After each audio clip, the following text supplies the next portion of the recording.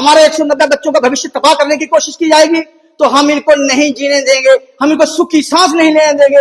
ये हमारे बच्चों का भविष्य तबाह करने पर उतरे हुए हैं, और हम इन 3 लोगों का सोमवार को रामनगर चौक में 3 पुतले बनाकर इनके पुतले जलाएंगे और इनको मुर्देबाद के नारे लगाएंगे, ताकि ये अपने एडमिनिस्ट्रेटर को जवाब दें कि हमारे लिए आज की पत्रकार वार्ता किस विषय पर रखी गई? मैं सूरमचंद खजूरिया, एक्स सरपंच पंचायत दल का जिंदरेडी।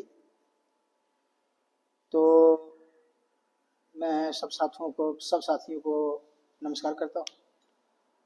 और आज की वार्ता जो है हम इस पर करेंगे कि जो शिक्षा के विषय पर, क्योंकि मैंने पहले भी बहुत बार आप मीडिया के माध्यम से सरकार तक बात पहुंचाने की कोशिश की और एडमिनिस्ट्रेशन तक बात पहुंचाने की कोशिश की, क्योंकि मेरी जो पंचायत है जिंदरेडी, वहाँ पर हाई स्कूल है, बहुत पुराना हाई स्कूल है। लेकिन आज हम बात करें वहाँ पर स्टाफ की, तो ये कम से कम ये हमारी जो परेशानी है ये आज से नहीं बल्कि 1.5 साल से बनी हुई है। हाई स्कूल जिंदरेडी में इस वक्त मौजूदा 6-7 टीचर हैं जो स्टाफ है उनका, और बाकी 185-90 के करीब वहां पर बच्चे हैं।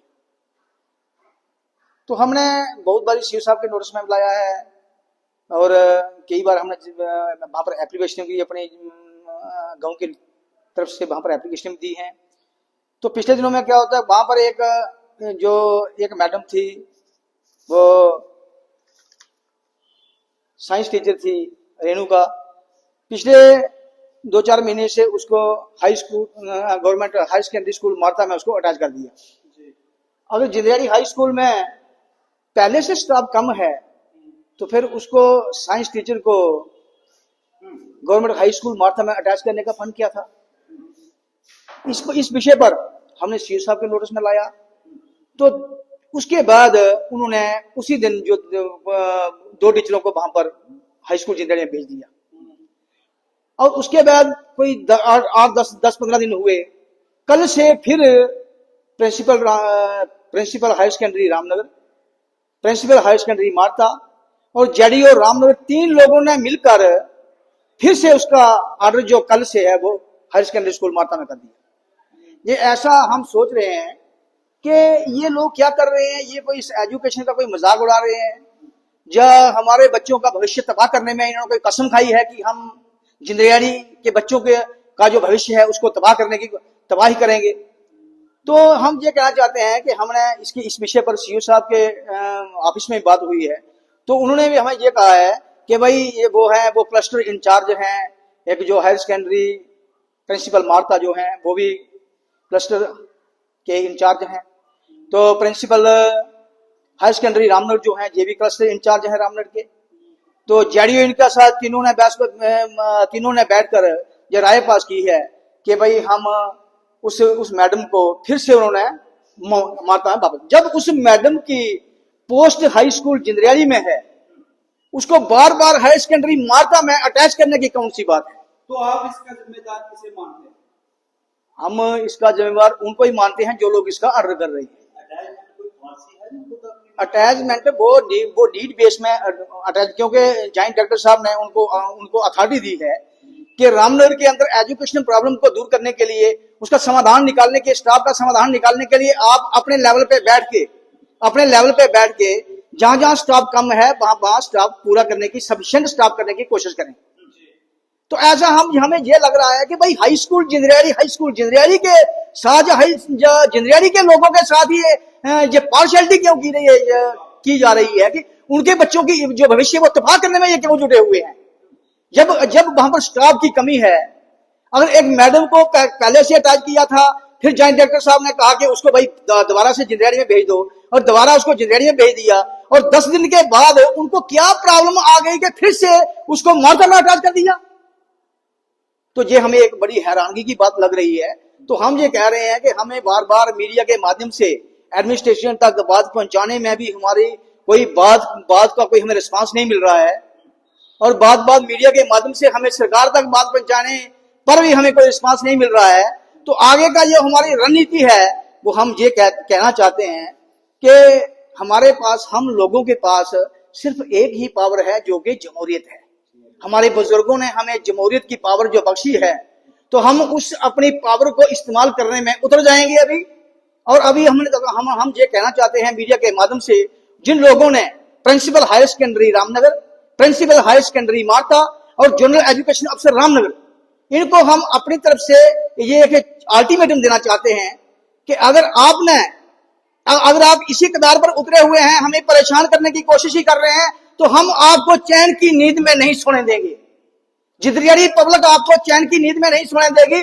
जो जिंदरियाड़ी पब्लिक के साथ जिंदरियाड़ी के बच्चों के भविष्य करने पर उतरने की कोशिश करेगा, हम उनको चैन की नींद में नहीं सोने देंगे। अभी हम जमहूरी तौर की जद्दोजहद जो है वो शुरू करने वाले हैं और सोमवार को हम principal higher secondary Ramnagar, principal higher secondary माता, जोनल एजुकेशन अफसर रामनगर, 3 आदमियों के पुतले बनाकर रामनगर गुप्ता चौक में उनको अग्नि में समर्पित कर रहे हैं। क्योंकि हमारे पास एक ही पावर है। जबकि हमारी बात नहीं सुनी जाएगी, हमें परेशान करने की कोशिश की जाएगी, हमारे 190 बच्चों का भविष्य तबाह करने की कोशिश की जाएगी, तो हम इनको नहीं जीने देंगे, हम इनको सुख की सांस नहीं लेने देंगे। ये हमारे बच्चों का भविष्य तबाह करने पर उतरे हुए हैं और हम इन 3 लोगों का सोमवार को रामनगर चौक में 3 पुतले बनाकर इनके पुतले जलाएंगे और इनको मुर्दाबाद के नारे लगाएंगे, ताकि ये अपने एडमिनिस्ट्रेटर को जवाब दें कि हम इस किस्म की हरकत क्यों कर रहे हैं। क्या बताऊं मैं, ये आपकी न्यूज़ देख रहे हैं और आपके मसले को हल करके कोई पैसे देना चाहेंगे? अगर वो हमारा मसला हल कर देते हैं, सोमवार 1 बजे तक हम इनको अल्टीमेटम देते हैं, क्योंकि 10 बजे ऑफिस का काम चलता है, तो कल एतवार छुट्टी का दिन है और सोमवार 1 बजे के बाद हम ये कार्रवाई करना शुरू कर देंगे। उसके बाद हम ये जो वर्क है, ये हम उसको एक रूटीन वर्क में करेंगे। हम 2 दिन का 3 दिन का अल्टीमेटम देके उससे बाद इस काम को हम रूटीन में करेंगे। ये नहीं कि एक बार हम पुतला जला देंगे और 2 महीने 6 महीने पूछेंगे, नहीं, हमारा अल्टीमेटम होगा 1 दिन का या 2 दिन का। उसके बाद जो है इन 3 लोगों का नंबर लगाएंगे और उसके बाद अगर ये हमारी बात नहीं सुनेंगे तो उसके बाद हायर लेवल एडमिनिस्ट्रेशन का भी हम यही हताश करेंगे और उनका भी हम नंबर लगाएंगे अगर वो हमारी बात नहीं सुनते हैं। क्यों? तो आपने जिंदरियाड़ी की बात की, आपने ऑल ओवर रामनगर के अंदर देखा होगा कि जिस स्कूल के पास रोड है, मास्टर क्या करते हैं कि अपनी अटेंडमेंट उस स्कूल में करवा देते हैं। क्या ये कोई डिग्री करने के लिए गए हैं या बच्चों को पढ़ाने के लिए गए हैं या बच्चों का भविष्य खराब करने के लिए? सवाल यही है कि क्योंकि ये लोग जो हैं, सरकार की तरफ से इनकी जो सैलरी है वो बहुत ज्यादा कर दी है, लाखों रुपए इनको सैलरी मिल रही है, जिसकी वजह से ये पैसे जो हैं, सैलरी फ्री के पैसे उनको पच नहीं रहे हैं। क्योंकि वो रोड में जाते हैं, गाड़ी में घूमने के लिए जाते हैं और जहां पर वो गाड़ी की सुविधा नहीं है, वहां पर कोई भी टीचर जाने के लिए बिल्कुल तैयार नहीं है।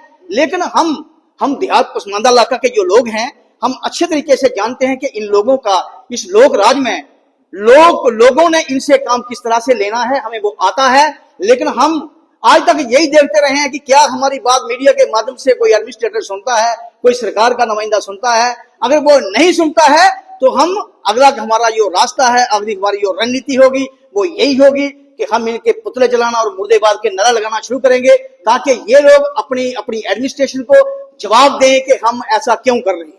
शुक्रिया।